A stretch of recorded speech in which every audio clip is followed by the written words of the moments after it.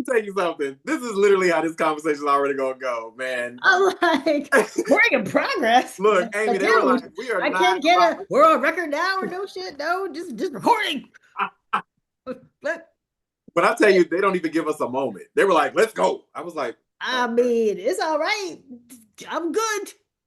I was like, you got it. Everybody, welcome back to Power 97.5 LA, Power V 97.5 Vegas, iHeartRadio, the JS Journals. As you already see how this conversation is going to go, I'm so excited to have you on and to just have your heartbeat. Everybody, I got to meet this beautiful soul about a week ago here in Los Angeles, and her debut novel is out, which really is not her debut novel, just FYI, honey. She's written before.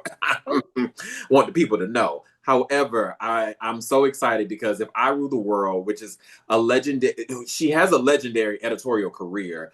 But this is a brand new creative chapter. Everybody put your hands together for Amy DuBois Barnett is in the Okay, building. we're giving me the DuBois too. This is already exciting. I'm already having a good time. Listen, you gotta put the Dubois on it. It's a DuBois, Dubois. yes. Although I will say W.B. Du Bois is my namesake, so I mean, I love it. I do want to put that out there. Shout But out, shout out. give me a Dubois. I'm not mad at a Dubois though. I'll take it. Before we get started, I normally love to ask this question with everybody. With the colorfulness of everything that is going on in the world, how are you and how's your heart? You said the colorfulness. That is one way of phrasing it. It is colorful. It is. Um, you know, I am uh, disappointed. If Yeah. I'm honest, I'm sad. I'm watching something that, I'm under no illusion, about what America was at any point, Mhm. but at the same time, the trajectory of what it might be Yeah. has certainly, taken a 180 turn for the violent fascist worst. So, Yeah. Yeah. I'm sad for myself. I'm sad for my friends. I'm sad for my 19-year-old son. Mhm. And yeah, and it's exhausting too. I mean, who It isn't is. tired? Like every time I turn the news, I'm like, oh God, the Save Act now? Like I what? said, y'all just gonna push everything through at this point. I'm Okay. like, the Save Act? You gotta have a passport? How many? Now, how many of your aunties and uncles back home have a Wait, passport? Let's keep it real. I want to be honest. I don't think any. That's what I'm saying. Who got Yeah. a passport? And how many people do you know who changed their name when they got married? Right? I mean, thank God I never did, but I mean, all those Yeah. people changed their name. So now you got to have a passport that has the same name as your birth certificate. Well, how many people do you know where their damn birth certificate is? It's one of What those the things. This hell? this when you go back and say, "Mom, could you lift that mattress up? Is it under there somewhere?" Right. Like, Right. is it right? Do you got to go back home and dig in like your attic in your childhood home in Kansas to find your stuff? What are we Right. talking about here? So, you know, it's just a constant barrage of horrifyingly bad news, Yeah. Yeah. that's real. So, that's approximately how at the same time, I don't want to say I'm a eternal optimist because that sounds more Pollyannish than I am. So like I can't exactly that's not exactly You're accurate. like, well, Yeah, but I do welcome the good things that are happening in my life, and mhm, I am excited about the fact that my family's doing well, my son is doing well. Do you know what I mhm, mean? Like there's people yeah. around me that are doing well that are making me really happy.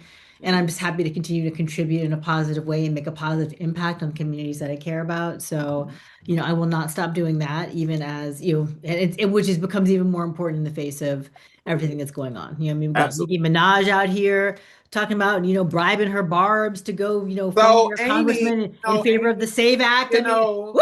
Amy, you have lived so many creative lives. I love Man, you. I love sir. you so much. Jesus. Oh my Oh God. Lord, anywho, so you asked how I I am. That's how did. I I am. did.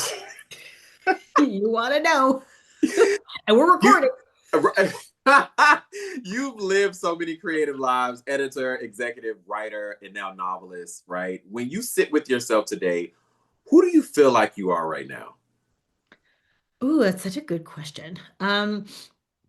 Because that's true. I have had a very anomalous kind of upbringing. I've had a circuitous route into what I'm doing right now. I started off in Hmm. finance, went into Hmm. fashion, went into Hmm. media, you know what I mean? Like, and now I'm kind of back and doing a full circle into, a creative journey that I started Hmm. when I got an MFA in creative writing in my 20s, Yeah. right? So, what I think is that I'm actually weirdly all of these things. Like I've always been a very dichotomous person. I've always Hmm. been like sort of Hmm. creative in business, textual and visual. You know what I mean? Like in front of the camera, behind the Right. camera, like Right. all Yeah. of these things that Yeah. have always worked within me and made me very complicated. So, I mean, at my core, I guess I'm a storyteller. That's what I was as a journalist. That's what I am now as a novelist, and what I will hopefully, as we create this television show, which I'm sure we'll talk about. But Yeah. really, at the end of the day, I've always just felt like this tapestry of things. So, what can I say? It's all the things that all have worked together. I think before we even get to Hulu and Lee Daniels and all of the things, right? I like to go back. I like to talk about the extraordinary parents, right? Mm, And the becoming Amy, the identity, the family, and just those early purposes. I want to talk about Marguerite. And, I think, Marguerite Rose Barnett, a historic academic leader, when we think of just all of the things, right? How did watching her move through powerful rooms kind of shape your sense of possibility? I mean, it's funny. You see, I don't know if you can see behind me, but I have I pictures of can't. my parents right here, right? Yep. Yep. And my mom, Dr. Marguerite Ross Barnett, was an extraordinary human being. I mean, she was a rock star, in the most profound sense of the word, right? Yeah. I mean, she was brilliant, but she was also charismatic. She was a visionary, but she was also an executor. You know what I mean? She could Yeah. like Yeah. get things done. Mm-hmm. And she was also loving. Do you know what I mean? Like, so through all of that, I mean, I watched the way she worked. She certainly contributed to the work ethic that I have today. I mean, Yeah. not everybody understands what real hard work looks like, That but part. I mean, truly, you know what I mean? But Yeah. I grew up with my mom, and so there's, You like, you so I know, know. oh, Yeah. yeah, I really do. I mean, there's no, my mother was the first Black woman to be president of a major research university in the United States. And that was in the 80s, right? So Imagine. imagine what it took Yes. to get to become president of the University of Houston, right, at the age of 48 when she got that Crazy. job, right? Yeah. Just in Texas, just I state. was like, and then So in Texas at that. that's all I'm saying. And Yeah. so she was an extraordinary person. And even as I watched her work, which gave me my work ethic, like I said, she was very loving. And so Yeah. I had this amazing example of somebody who was charismatic and was a true model of how to get things done, but Mm-hmm. who also Mm-hmm. loved me to the ends of the earth. I never felt any lack of love. I never, felt any lack of her somehow. I don't Yeah. know, that's how, that's what it was. And so, it not only gave me extraordinarily high expectations of myself, Right. it not only gave me a example of motherhood that I think is Mm-hmm. valuable, and hopefully my son has benefited from. It just also gave me this I don't know, this understanding of what it actually takes to be Yeah. Just successful and what it means to contribute to your community. Because she wasn't just, successful professionally, she also really at the human cared side. about her community. Right. And so Yeah. it was just, I feel very fortunate because so few people have the example They of really. somebody like that in their lives. I mean, and then I will say this other thing too, which is interesting. In addition to, her just being an extraordinary person, she passed away when I was 22, Yep. and that also contributed to who I Absolutely. am, right? Because it changed me completely, right? Mm-hmm. And, I learned lessons that were very valuable at a very young age, relatively speaking. Right. And I became, a much more, ultimately, after I, moved through the Mm. stages of devastation and grief, I became much more empowered, much more confident, much more comfortable in my own skin. Okay. And my mother's death remains the most devastating thing that's happened to me in my life. But Okay. I don't know who I would be if she hadn't died when I You was had that. 22. And I really like myself now.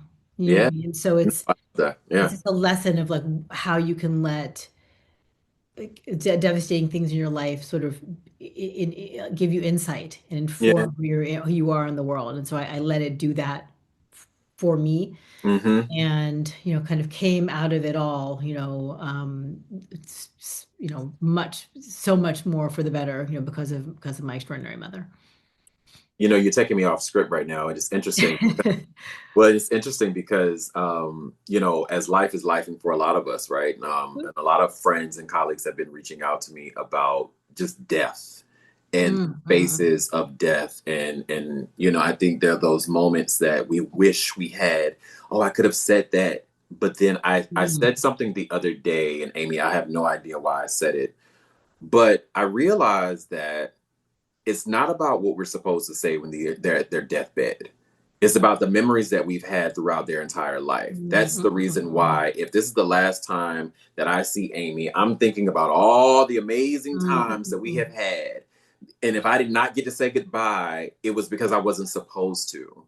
It's mm, okay. mm, I was mm, never supposed to say goodbye. I was only mm, mm. supposed to remember the memories that we created Ooh, you know together. what? That is a word, and honestly, that's the kind of word, and I appreciate you saying that, Yeah. because I have regrets around, the end of my mother's life, and whether, I didn't get to say goodbye, and Mm-hmm. and many people have those very similar regrets, and Yeah. so that kind of peace that you get from that sort of Mhm. revelation is very valuable. Because I think we feel like sometimes I hate you right now because you're taking me off script, ma'am. But I think that there are times that we always feel like, oh, that's closure. But that's Mm. not our closure. Our closure was the memories that we had with our people. And the The impact that they had closure. on us at Absolutely. the end of the day, and Yeah. also the fact that they live within us, right? I mean, Yeah. I'm a person who, I mean, I'm not like super woo woo, I don't like rub Same. crystals in my spare time. At the same time, what I mean? What I do believe in very strongly is energy, right? Same. And energy doesn't go anywhere. I mean, It energy doesn't. exists, right? It And doesn't. so, when somebody passes away, their energy goes somewhere, you know what I Right. mean? And I do believe that in many ways, obviously the energy exists around us, right? Mm-hmm. And Mm-hmm. also it exists through us. You know what I mean? Yeah. Especially if you draw it to you and let it exist through you, which I Yeah. often feel I do with my mom. So, What I knew I was excited about interviewing you because I'm obsessed with French. And this lady studied political science and French at Brown. And I was like, wait, what? And I was obsessed with French because yeah. of two people, because of Josephine Baker and because of Andre Leon Talley. And they were two Oh, people that always helped me see myself as a person of color and also see myself as an executive in these rooms and making sure that I yeah. understood how to handle business. But Hmm. also, as we saw at the book signing here in Los Angeles, you were a part of Delta Sigma Theta Sorority Incorporated DST. However, you worked in finance like my mom, you were in fashion, and you even lived abroad, doing journalism, and it fully claimed you. Looking back, do you see that as wandering or gathering as you kind of just left and moved abroad? Oh, God, these are some good questions. Water and gathering. Oh, all right. I see you. And, I would say maybe it's a little bit of both, in that I love adventure. Mm, I really, there's different, and I'm going to mangle this, so I'm not going to go too far down this path, because yeah, I yeah, will forget the specifics of what this is, but there are technically, science says different types of relaxation, right? okay. And different people gravitate toward different types of relaxation. And one of those types of relaxation is actually the relaxing thing for some people, quality of seeing new things and experiencing new things. And Mm-hmm. for me, that is a profoundly relaxing, like into my body experience. You know what I mean? Okay. So just like seeing something new, experiencing something, new, having an adventure, I Yeah, prioritize that. And so yeah. that's sort of wandering, but it's also gathering these experiences, right? That Mm-hmm. have fed Mm-hmm. me and given me insight and made me more complicated and made me more interesting. Mm-hmm. And it And made you more worldly as well. Like well, you exactly. I mean, listen, I'm from New York, right? yeah. I lived in New York most of my life. I hit puberty in New York, and my theory is wherever you hit puberty is where you're from. That's So just where true. you're from. So Like true. So true. wherever you were 12 to 16, That's that's where where you're you're from. from, though. That's where you're from. That's that's your So hometown. it's so true. So, so I'm definitely a New Yorker, but technically I've lived in 13 cities on three continents. And I Wow. spoke French, not just in college, but from the time I was 5 or 6 years old. So I spent, I went to United Nations school for high school in New York. And I really value this feeling that I have of being comfortable wherever I go. Yeah. Wherever I go in this country, wherever I go in the Hmm. world, I feel Hmm. absolutely comfortable. I have a very inclusive attitude. Like I double dog dare you to find something that would remotely make me prejudice or give me, I mean, I just don't, Yeah. I Yeah. don't Yeah. have You're like, that sorry, not here. construct. Yeah, I Yeah. don't even have that Sorry. construct in myself. Um, You're like, sorry, not in this DNA. Thanks. I can't, yeah, Mm-mm. it's not my jam. Sorry. Cannot do, does not compute. It does not Did not compute. sorry. So I mean, so yeah, so I guess I would say, I also in my wanderings and in my adventures, I have gathered all these things that have made me, somebody who is like inclusive and Absolutely. insightful and Hmm. worldly Hmm. and I could not value that more. Yeah. It is one of that and bravery are like two things about myself that I value the most, I would Love. say. No, well, eventually you led some of the most influential magazines in America. And I remember having conversations with a lot of women in the room. And I do want to give you your flowers. I remember I curated and created this show in 2020. It got picked up in 22, 23. And I remember I wanted to highlight creatives and give them a platform to tell their stories, right? And so we've had CEOs and celebrities and writers and directors and everyone. And what I love is I always like to humanize the conversation, regardless of all the accolades and awards and the things, right? How do we still humanize conversations for you? Ebony, Teen People, Honey Magazine, which I was obsessed with. I was one of those people cutting out photos and putting them in my walls and things like that. Becoming the first Black woman to run a major mainstream magazine. Did that responsibility ever feel heavy or did it feel like destiny for you? Ooh.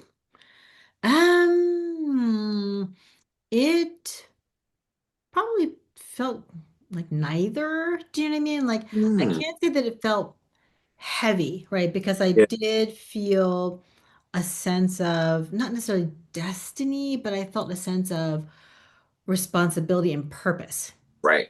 You know what I mean? I just felt a sense of real purpose, Hmm. because I always knew that, as I looked around the field, right, of Right. unfortunately, it was so few people in that now still and back then, Yeah, I was gonna say, yeah. very, very, it's extraordinarily unfortunate. There are so few media executives, right, professionals who have been able to go back and forth between Black Mhm. and urban brands and Yep. mainstream brands, Yeah. right? Yeah. Just very few Very people. few. Very few.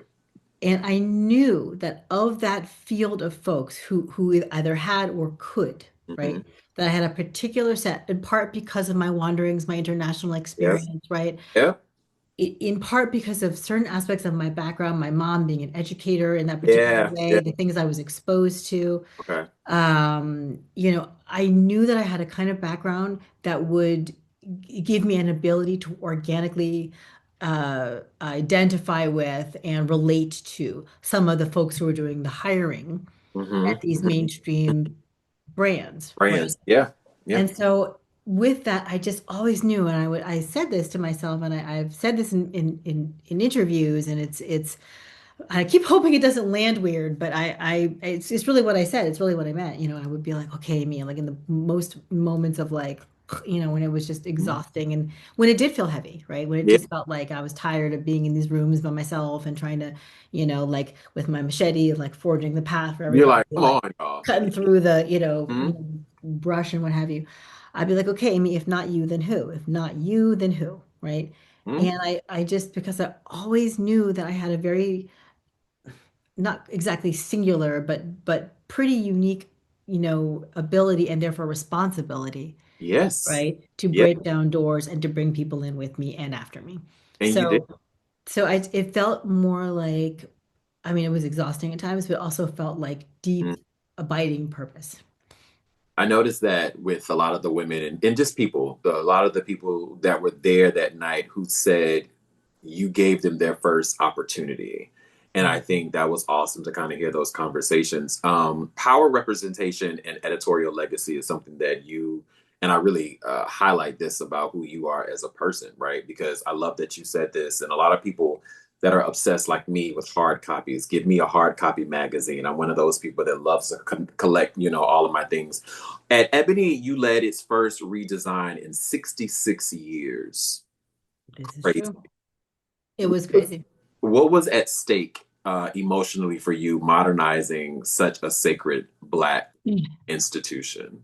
I mean, well, first of all, Honey magazine, right, was Mhm. probably the joy of my career. I mean, Right. I had incredible, If I couldn't tell anything, that I could tell. Absolutely. the joy of my career.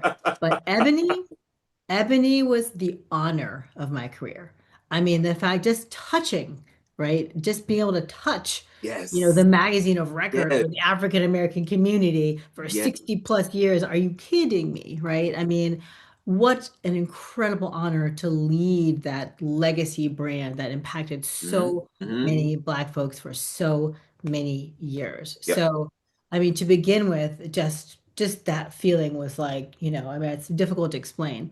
It is. And when I did it, I mean, Ebony, it was just a tremendous honor, right? And so, um, I knew that I was, helming that brand in, sort of the last of its print heyday, Yeah. right? And so You felt that. You felt the industry. you could see the magazine industry turning, and Yeah. I was it, it happened under my feet, right? Yeah. And so I just knew that it was um, unbelievably important to make sure that that era of Ebony represented what we wanted it to for the community. And there was somebody on my team who coined the phrase, "It's more than a magazine; it's a mission." And Ooh. it felt like that. You know what I mean? I mean, as in as much as we were doing entertainment stories and travel stories and all the fun stuff, I mean, we did. There was so much important journalism, that took place. Yeah. I mean, we did so many important stories. We had so much impact, and also we Mhm. put so much beauty into the world. I mean, I was gonna say you started to see the shift in beauty as far as within Ebony as well. I was like, thank I you. mean, I mean, we did some beautiful, beautiful shit. I mean, it was beautiful, if I may say, within during the years that I was there. Yeah. It's a Yeah. beautiful, beautiful magazine. It was beautiful after, beautiful before. I mean, It don't get was. me wrong. When you were there, we definitely saw a difference. I will say that. Yeah. I appreciate that. Thank you so Yeah. much. I mean, Uh, I am like, I am very visual. And so I did absolutely love the visual aspects, of running magazines in general, and certainly that magazine. And I was very mm-hmm. fortunate to partner with amazing creative directors and photo directors and photographers. And so I Yeah. had a, great sort of set of folks with me Mm-hmm. helping make it as gorgeous as it was. Yeah. But yes, that redesign was just stunning. And it wasn't just visual, it was also every single, it was everything from the logo to, the fonts in the book, that was the Mm-hmm. visual piece of it, to all the departments in the magazine, Yeah. to the Yeah. mission of the magazine. Everything shifted. Yeah. Everything shifted, and Yeah. it was incredible. You've sat in boardrooms a lot like myself, and it's interesting being the only one sitting in these boardrooms, right? But you sat in boardrooms and newsrooms and executive suites where you were often the only Black woman. How did you learn to speak when silence felt safer? Um, Shoot, Listen, sir. okay. It's that you know what's crazy? I had a moment when you just said that. We just looked at each other. It was that scene when Kiki and Yvette Nicole looked at each other. Oh, exact. I mean, it's like, Okay. I mean, Okay. Yep, that's it. so Yeah. I mean, to answer your question, so I'm gonna take it out of, Yeah. a silent Black language, and take it into actual verbal language. Um, you know, uh, um, how Yeah. do I put this? Actually, it's interesting. I mean, I did better in silent Black language. I'm not good at not saying what I think, for better or for worse. I have an authentic sort of This way of position. expressing myself that it just Yeah. kind of is what it is. And it doesn't, of course, we all change in different rooms. I mean, don't get me wrong. I'm not going to say Yeah. I change in this room versus that room. Yeah. We Yeah. all do, right? We, But I think a lot of what you feel for me is a very authentic energy that yeah. stays the same pretty much wherever I am. And Hmm. part of what that means is that if I think a thing, you know what I mean, I'm probably going to say a thing, you Absolutely. know. And I'm not going to be afraid to say a thing, because I Mhm. actually, and I'm not going to be afraid to ask a question, because I That think I was never. Yeah, I was never afraid to ask a because question. it's a sign of confidence. People who think that asking a question is a sign that you don't know something, is a sign that people hold it against them. Like, actually, I'm literally the dead opposite. I'm like, wait, please Oh, explain this to me.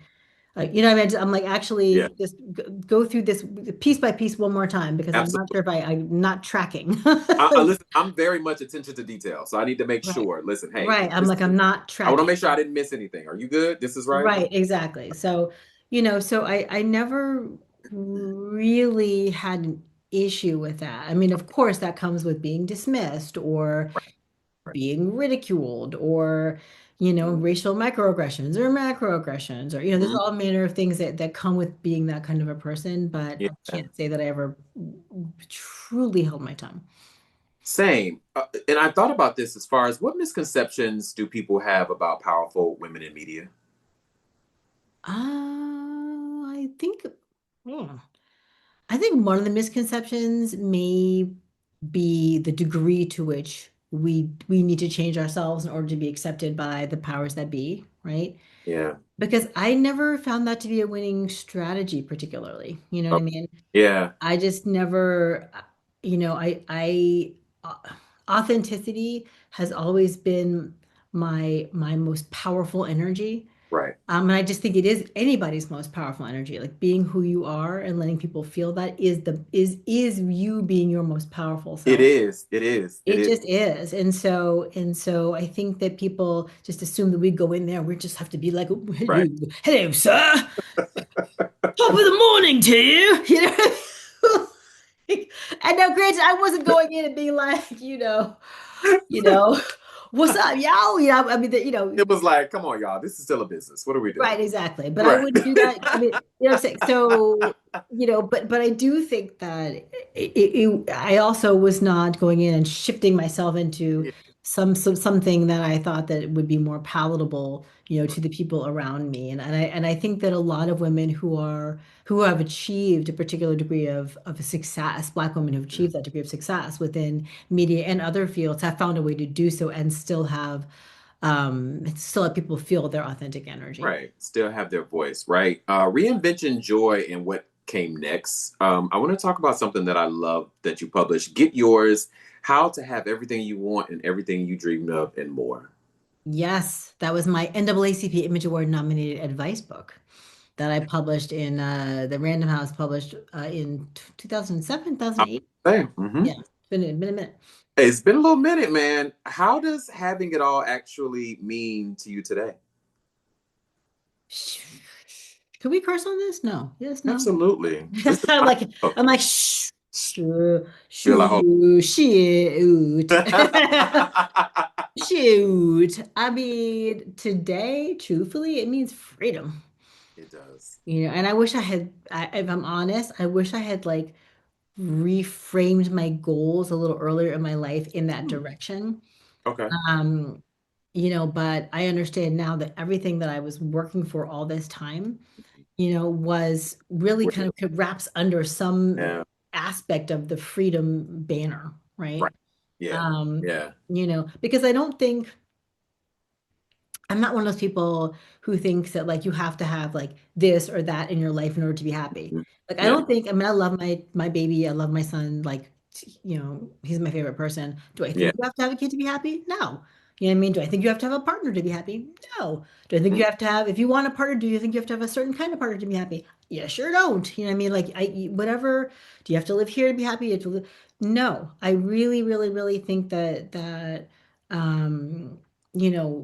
it looks different for different people. But at Absolutely. the end of the day, it's the freedom to pursue the life that you want, Yes. right? And the freedom to be able to like live within, something that actually is fulfilling to you and makes you happy, Yeah, absolutely. to express yourself and to have the resources to be able to enjoy that life. I mean, it's like a freedom. It is. It is. I was able to, I want to get into some Q&A because I was able to talk to a couple of people that were at your book signing in LA. And I was like, ooh, I'm going to get this lady on my show. And I was like, oh, she said yes. Let's go, y'all. Wrap it up. Get her on here. First question comes from Tanya. Tanya is out of Long Beach. And she says, there is a moment when life quietly tells you this is your lane. When did that happen for you? Uh, Never. I don't know. I feel like that's a really unhelpful answer. I was I like, mean, because I don't like, now let me explain myself. Let me explain myself, Tanya. You know, it's that, it's that if I'm a person who rages against the machine a little bit, right? yeah, Um, I rage against the machine, and I do not enjoy being pigeonholed. And I'm the kind of person that the minute a bunch of people tell me you should do this thing, I'm like, yeah, oh, okay, well that means that's the thing I should definitely not be doing. I'm absolutely. going over here and I'm doing this thing. So there's an iconoclast sort of thread that runs through me, Right, and what that has meant is that at no point would I ever, and or would I ever accept somebody being like, well, this is your lane and you stay in right. here. Yeah. I don't subscribe to that I at all. don't accept that. I just don't. I really, and that's sort of evidence in how I've lived my life. I've had a lot of adventures. I've had different careers. I've been married, if I'm honest, several times. I'm about to be married the third time. Um, Congrats. I've lived all of it, and so it is evidence in the way that I've lived my life. But I also think that you could have that kind of life and You not have quite can. as much upheaval as I've had. Yeah. I always tell everyone, everyone's life is going to be totally different, right? We all are not going to have the same trajectory. There was a guy, his name is Dennis. He says, were there moments you almost walked away from the media altogether? Uh, I was yeah. say, Yeah, every like I just day. when I just did, you mean? I was like, What I just did. I mean, here's the thing. I I have been, it has been a joy and a source of fulfillment and absolute honor mhm, to tell our stories the way I have as a journalist all of these decades, yeah. to represent the communities that I care about all of these decades, to be a part of, media organizations that I respect, you know, all these decades, to have changed the face of media brands that I Mhm, value. mhm. And so, I feel that I have made significant contributions to the industry. Absolutely. I feel that I've made significant contributions to my community via the industry. I feel that I've been a representation for other people who want to belong to the industry. Mhm, And mhm. so I really did that shit. I mean, You did, you I really did it. did. I did it, and I did it good, right? You And did it real good, I girl. did real, I really did. I did it. I did it. And so, for me,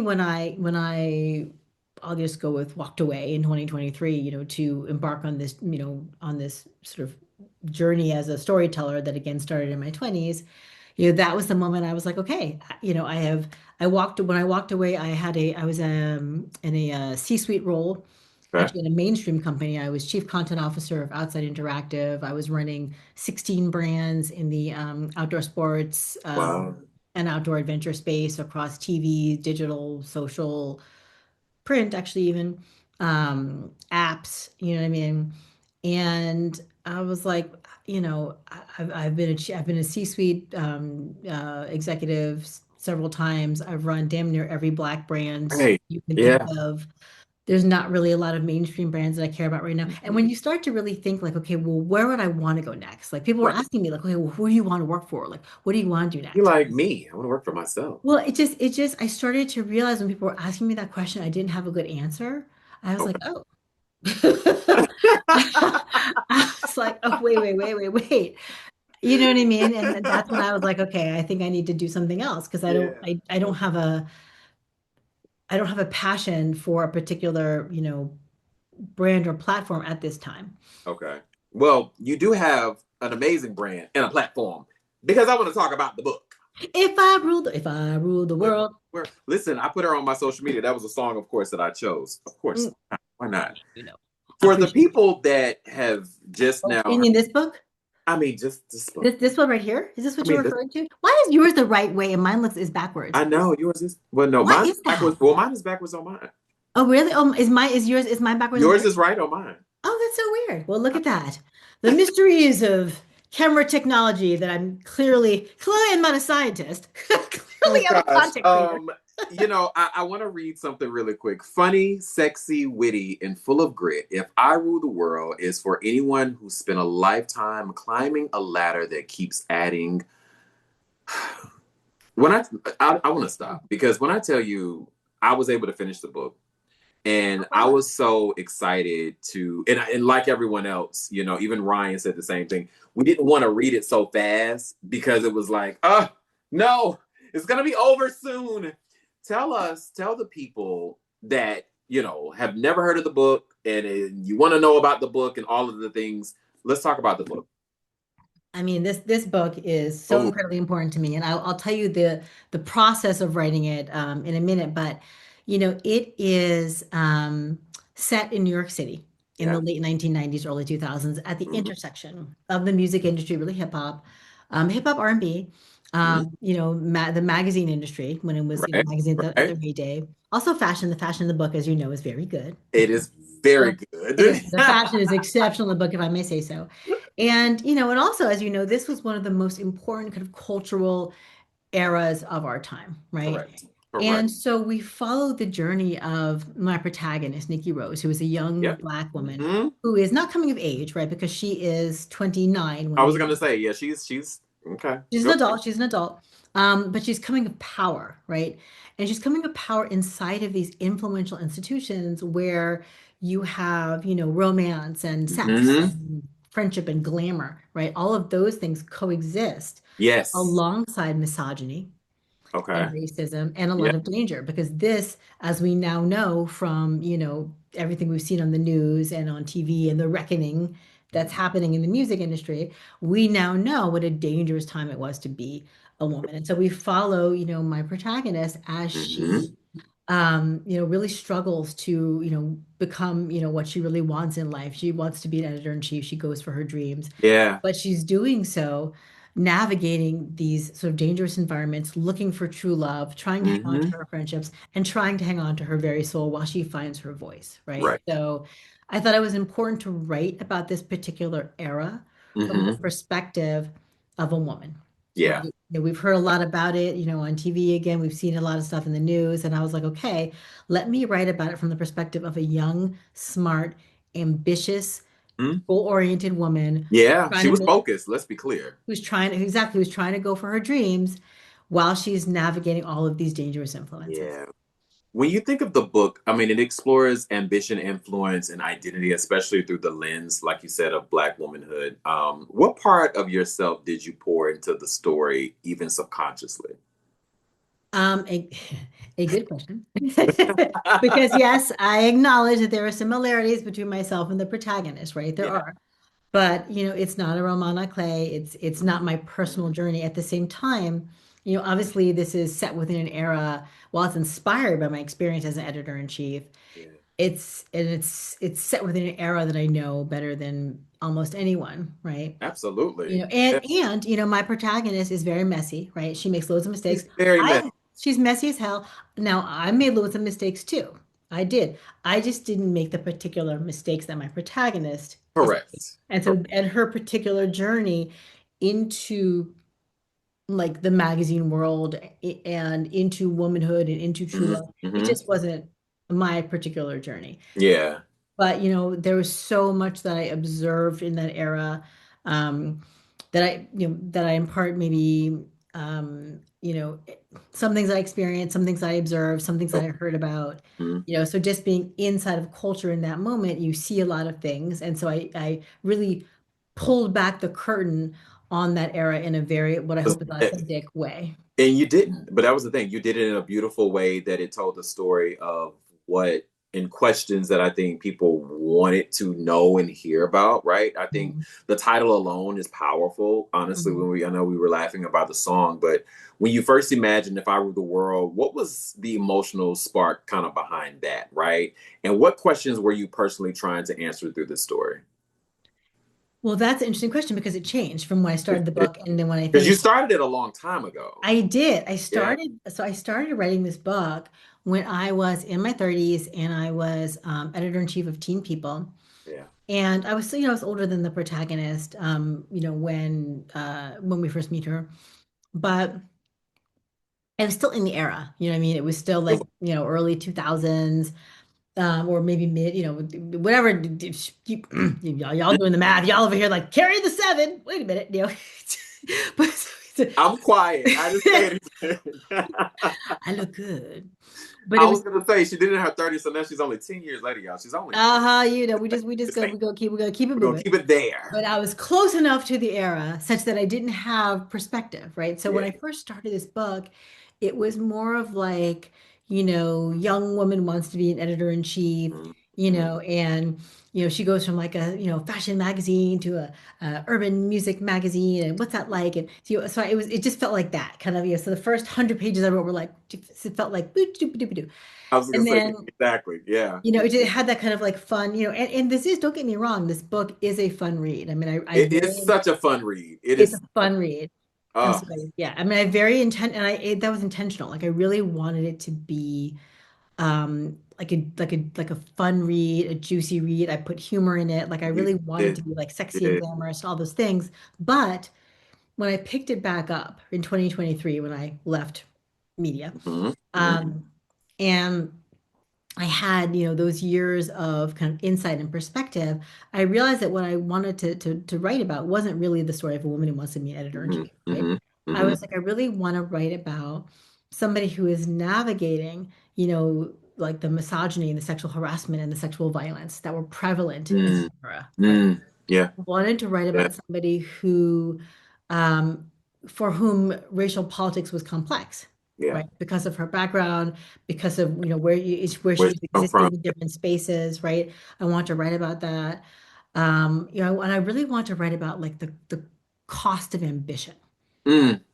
like what it feels like to be an ambitious woman, what you sacrifice, what that's like, and also, how you find your voice. Because I Yeah. think that the age of my protagonist, 29 into 30, Mm-hmm. is an age when I personally, this is true, and also many women I know, we found our voice. And I Really? wanted to write about what that was like against the backdrop of all these other things and in this incredibly sort of tumultuous Right. yet culturally important era. Absolutely. Well, no, and I was thinking about the moments of you writing this book. Was there a moment writing where you kind of surprised yourself emotionally? I mean, yeah, I mean, there was scenes that were, fun to write, like the party scenes were fun to write, Yeah, immediately I yeah. was like, woohoo, this is fun, you know.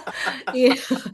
But then there were like the emotionally gripping scenes that had to do with, sexual violence, for example, Yeah. that were like, that were harder, that were more, I was gonna say it was a little bit more tough. Yeah, there yeah, was. that were harder, in part because they were just, in part because it's not something I personally experienced, Yeah. right? And in part because it was so hard for my protagonist. I was It gonna was so say difficult. It exactly. was so hard for her. It left such an emotional footprint on her. So just imagining, so putting myself into my protagonist's, body and mind and spirit and imagining what that felt like and imagining who she must have been in that Hmm. space to have gone through that particular kind of experience, that was very, very, It was a very lot. difficult. No, that was a lot. So Hulu and Lee Daniels. Let's talk about that. Yes.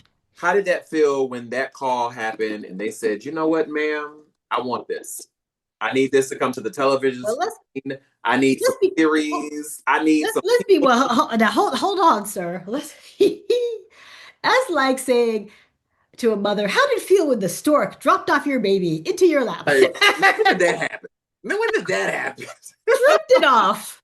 So I just got a call one day. That's what happened. Somebody was like, "Oh, hey, You Amy." know, let me get that from you, girl. No. Yeah, You're like, let actually, me disabuse you of the right, notion, that part. and your listeners of the notion that that's how it happened, sir. That part. Yeah. Because I mean, I manifested the snot out of this, and then I worked for it. So it's a very, very complicated, labor-intensive process that involves a lot of creativity, a lot of relationships, a lot of strategy, a Mhm. lot of perseverance, tenacity. You have to be, a lot of performance skills, right? Because you're pitching, You're pitching. right? I mean, it's, you're managing personalities, so it's, you know, I mean, first of all, I will say, just to take a step back, overall, it felt amazing, right? That this Yeah. is moving in a direction. Because when I wrote the book, I just envisioned it very cinematically. Like I could see the scenes Oh, playing out. And when you yeah. read the book, I mean, you read it, so It gave very much series episodic type of moments. and there's so much detail, there's so much It's so much. texture. Yes. And I could just, as I was writing, I was just feeling it and seeing it and smelling it and tasting it. I just, it in the fashion and the, just everything I could just see happening in front of me. And so I always knew that I wanted to see it on screen, right? Okay. So it feels amazing. Hmm. But to get it to this point, you have to, I mean, I got a film and television representation, right? Hmm. And then and then a book scout found it and gave it to a Hollywood executive who loved it, gave it to Lee Daniels who loved it. We all met, decided we were a dream team, and then spent months, like five Right. months, working on the pitch. Yeah. It takes a long time. I think a lot of people feel like a lot of these things, just happen, overnight through the weekend. It just kind of Right, happens you like, just get a call or the stork comes and oh, drops off okay, the baby, just drop it right? off. I mean, it's no, it and mind you, writing a pitch and working on a pitch is not just, it's like coming up with, there's a lot of components to a pitch, just put it Yeah, that way. a I lot. mean, happy to have that conversation later, but it's a lot of components to a pitch. Listen, I just covered the NBA yesterday, and it was a final pitch competition, and they were up for what, $200,000 for all entrepreneurs here in LA, and it was a lot. And I take my hat. I got to interview all the semifinalists and the finalists and everyone, and I just literally, sorry to interrupt you, but I literally thought about that when you said it. To see the details that you have to go through a pitch, and then to do a pitch in front of hundreds and hundreds of people is different than just like five or six. Right. Heck, 5 or 6 is kind of nervous enough, but you're just like, okay, here we are. I mean, I don't, if I'm honest, by the time you're pitching, at least, I mean, because you're writing a business plan is different but I've done that too, you know what I mean? But writing so they're different, but they're Yeah. similar in that there's Hmm. multiple components and they all Correct. require a lot of work and it's a ton. And then when you've written the pitch, you've Mhm. created it, strategized it, then you have to practice it, right? Right. And Literally, then you have you to have to. really, It has to be like second nature to you. right. And then Lee and I were doing the pitch together.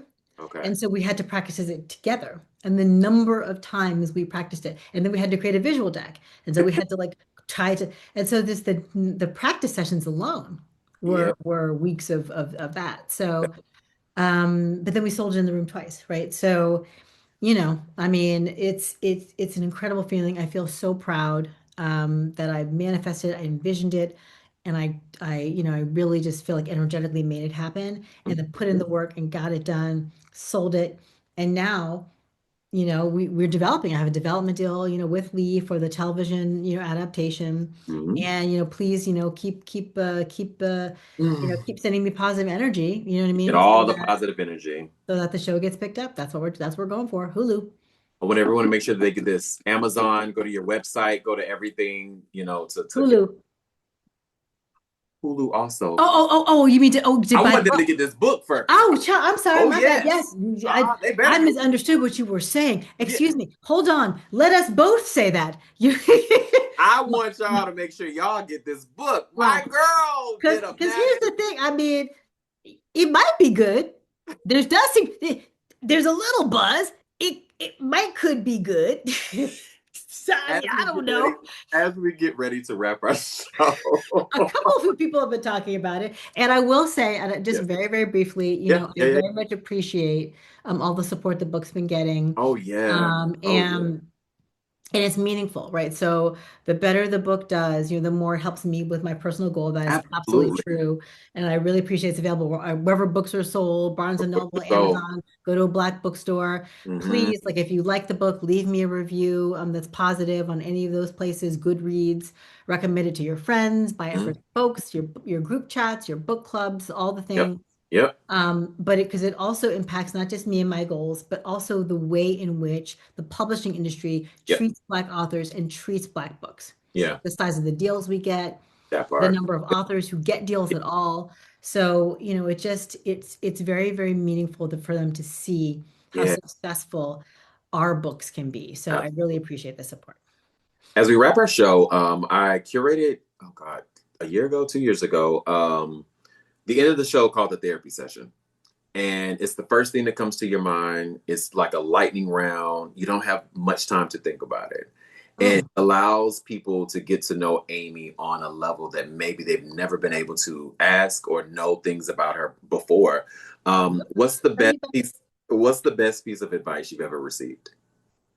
I from my mother, she told me, act happy and you will be happy. When was the last time you truly felt vulnerable and inspired? Ooh, when my book baby went out into the world. This book that I started in my 30s and finished, years later. Uh huh. What is a personal boundary that is important for you to maintain? Personal boundary. Just I hate wasting like time. Same. Like my Yeah. time. I really don't enjoy spending time with people I don't like. It's not, Yeah. It's not my vibe. It's not my it's jam. not my jam. I don't, it messes with my authentic, it just messes with me. I don't like wasting my time with things I don't like, with people I don't Mhm. like. Like, so if I hang with you, if I'm doing something, It's supposed to happen. I'm into it. What is your love language? Words of affirmation. Ah, okay. What is the most important characteristics for a strong relationship? Ooh, well, trust, for sure trust. Um, but also like confidence, Yeah, and just I feel like if both people are confident, then that any person that either person in the relationship can do anything and the other person will be supportive. It's absolutely. hard. I think sometimes it's hard for people to be supportive if they're not confident in themselves. Mm-hmm. What makes you feel safe? Being supported. Yeah, I would say that they're kind of close. Not necessarily financially. I'm That's not so much my jam, but like just being supported like as a human being. I mean, then I just feel like if you got me, then I feel got. Do you think your mother was able to fulfill all of the dreams that she wanted to? Okay, really? You gonna make me cry up on your show? Going Barbara Walters me? Um, no, she died when she was 49, Hmm. and I'm certain that there were many things that she wanted to do in life that she didn't get a chance to do. But I will say this, and I say this to people a lot about myself, and I think about it a lot when it comes to her. A full life is not the number of years that you're on the planet. That is not it at all. Like if I It, get hit by a bus tomorrow, mourn, yes, please, I would like all the obituaries and all the newspaper, all the things, yes, please do that. All the tributes.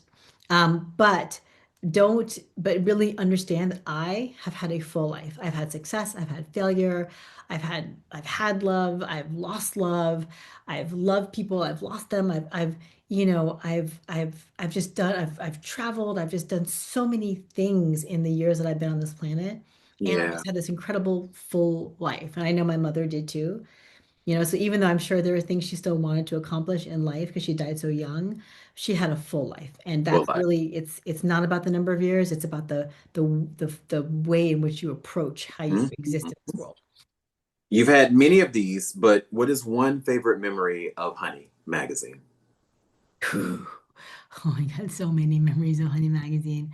So many, so many. I remember this one time I had a cover party for it was Mary J. Blige.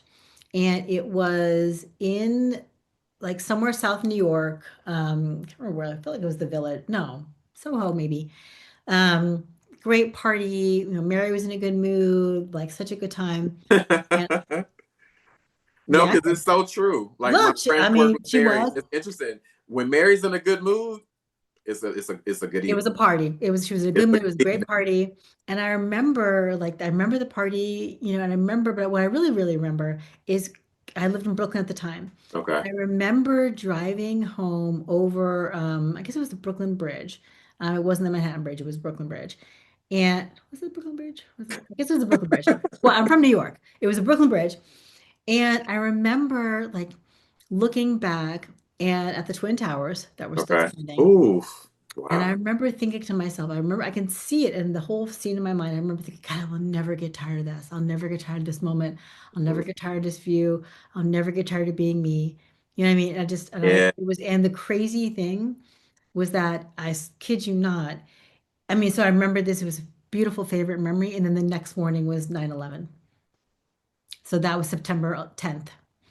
I know. If Amy DuBois Barnett truly ruled the world, what's the very first thing you change? The current administration in the United States of America. Girl, I'd be right beside you. But go That's ahead. all I'm I'm trying to sorry. say. You That's like all. that? That's it. Like, right, just that'd be the first thing I would do. My last question is when your story is told decades from now, because you're going to be here, and I love it, what do you hope people say you stood for? Oh man.